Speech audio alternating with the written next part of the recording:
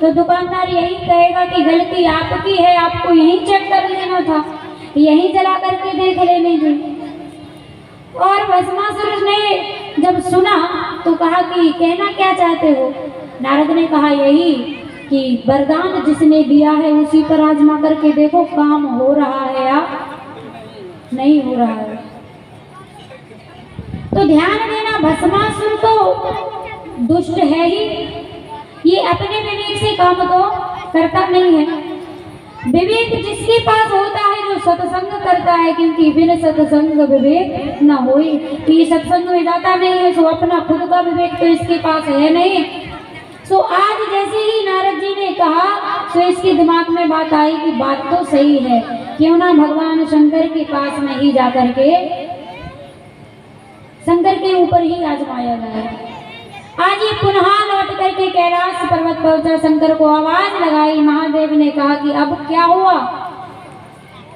ये मुस्कुरा करके कहने लगा कि मैं समझ गया कि टॉर्च जहां से खरीदी जाती है जला के वहीं देखना चाहिए। शंकर जी ने कहा कि कहना क्या चाहते हो? इन्होंने कहा कि कैसे विश्वास कर ले कि आपने जो कहा है वो सच होगा, वो सत्य होगा। तो शंकर ने कहा कि मेरे ऊपर विश्वास नहीं है। इन्होंने कहा विश्वास तो है, लेकिन नारद जी कह रहे थे कि शंकर पे ही आजमा करके देखना है। अब शंकर जी पीछे की तरफ थोड़ा हटे। क्यों? आप सोच करके देखो, महादेव है, अगर ये नहीं भी हटते तो भी इनका कुछ बिगड़ता नहीं। लेकिन शंकर जी ने विचार किया, ये भस्मासुर से डर के नहीं भागे, ये सिर्फ इसलिए भागे कि अगर मैं नहीं भागा और इसने मेरे सर पर हाथ रख दिया तो मैं जानता हूँ कि मुझे कुछ नहीं होगा, लेकिन मेरा वचन खाली चला जाएगा, या तो मेरा वचन जाएगा या फिर मुझे ही कुछ करना होगा। तो आज भगवान शंकर भागने लगे भस्मासुर के पीछे। आप चिंतन करके देखो कि बिना सोचे समझे वरदान देने का नतीजा भगवान शंकर कितने सीधे हैं, कितने भोले हैं। आज खुद ने ही वरदान दे दिया और खुद के ऊपर ही मुसीबत बन गया भस्मासुर। अब ये कैलाश पर्वत छोड़ करके भागे तो भस्मासुर पीछे पीछे भागा। कोई ऐसी जगह नहीं मिली जहां जाकर के ये छुप सके।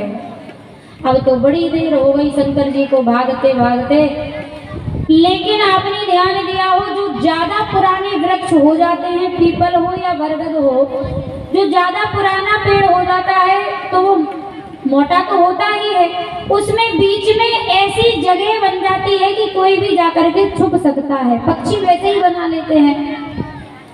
तो एक बरगद के पेड़ के नीचे भगवान शंकर ने देखा कि पेड़ में बहुत सारी गुफा तरीके की थी जिसमें पक्षी बैठे हुए थे।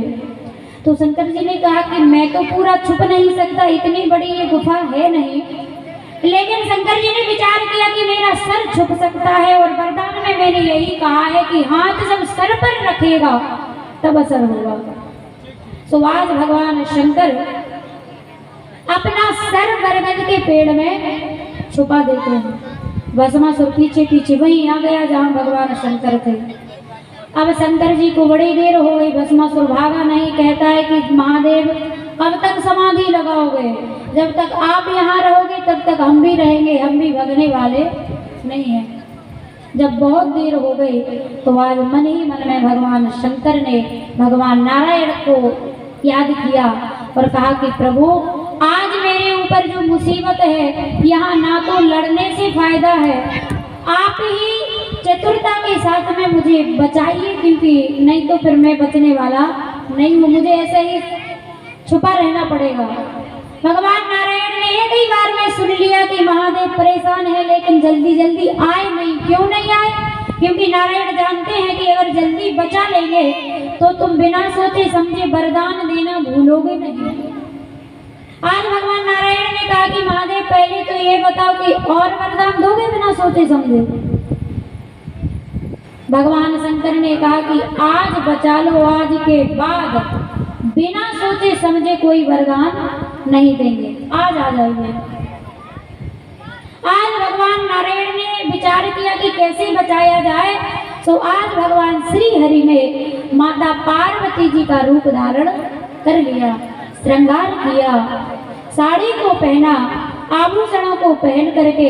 आप सोच करके देखो, नारायण को एक नारी बनने की क्या जरूरत थी, लेकिन भगवान कहते हैं कि अगर मेरे भक्त मन से बुलाते हैं और संकट में जब पड़ते हैं तो मैं तो भक्तों के लिए कुछ भी बनने को तैयार बैठा हूँ। आज नारायण नारी बन करके उसी वृक्ष के नीचे आते हैं जहाँ पर भगवान शंकर और भस्मासुर, शंकर जी से तो कुछ नहीं कहा, भस्मासुर से बोल पड़े नारायण जो पार्वती जी के रूप में है कि एक काम करते हैं, शंकर के पीछे क्यों पड़े हो। भस्मासुर ने कहा कि आजमा करके देखना है इनका वचन। भगवान नारायण ने कहा जो पार्वती जी के रूप में थे, उन्होंने कहा कि शंकर के साथ में रह रहे के मैं भी थक गई हूँ, जब से विवाह होकर के आया एक झोपड़ी तक नहीं बनवाई, क्यों ना हम दोनों विवाह कर लेते हैं। तो भस्मासुर ने, क्योंकि इसके पास विवेक तो खुद का है ही नहीं, तो इसने कहा कि हाँ ये बढ़िया बात है, आप मुझसे विवाह करने को तैयार हो। भगवान नारायण जो पार्वती जी के रूप में है, उन्होंने कहा कि हाँ हम तैयार हैं, लेकिन एक शर्त पर। भस्मासुर ने कहा कौन सी शर्त। इन्होंने कहा कि थोड़ी सी कठिन है वो शर्त। भस्मासुर ने कहा कि बताओ तो सही क्या शर्त है। तो पार्वती जी ने कहा कि जब जब मैं भगवान शंकर से रूठ जाती थी, नाराज हो जाती थी, तो भगवान शंकर मुझे बड़े प्रेम से मना लेते थे। तो भस्मासुर ने कहा कि इसमें कौन सी बड़ी बात है, जब विवाह करेंगे तो एक पति का कर्तव्य है, अगर पत्नी कभी किसी बात को लेकर के रूठ जाती है तो मना लेना चाहिए, ये पति का कर्तव्य है। तो मैं भी मना लूंगा, कोई बड़ी बात नहीं है। तो पार्वती जी ने कहा कि जैसे भगवान शंकर मनाते थे कि वैसे मना पाओगे। तो इन्होंने कहा कैसे मनाते थे शंकर जी। पार्वती जी ने कहा कि गा करके और नाच करके मुझे मनाते थे। जब जब मैं रूठ जाया करती थी, जब जब मुझे नाच करके और गा करके मना लेते थे।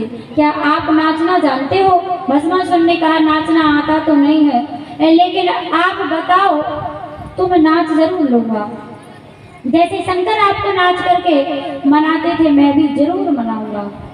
और आज पार्वती जी ने कहा कि मैं कैसे मान लूं कि तुम नाच लोगे, एक बार नाच करके दिखाओ जैसे शंकर नाचते थे। तो इसने कहा कि शंकर कैसे नाचते थे। पार्वती जी ने कहा कि एक हाथ कमर पर और दूसरा अपने सर पर रखते थे, अपने माथे पर रखते थे, फिर नाच करके मुझे मनाते थे। क्या आप नाच करके दिखाओ, नाच लोगे। तो ये मूर्खता भूल गया कि मुझे सर पर हाथ नहीं रखना है। सो एक हाथ अपने कमर पे रखा और दूसरा अपने ही सर पर रखा, और जैसे ही हाथ रखा तो शंकर की वाणी का प्रभाव आज भस्मासुर ही वही भस्म हो गया। बोल शंकर भगवान की।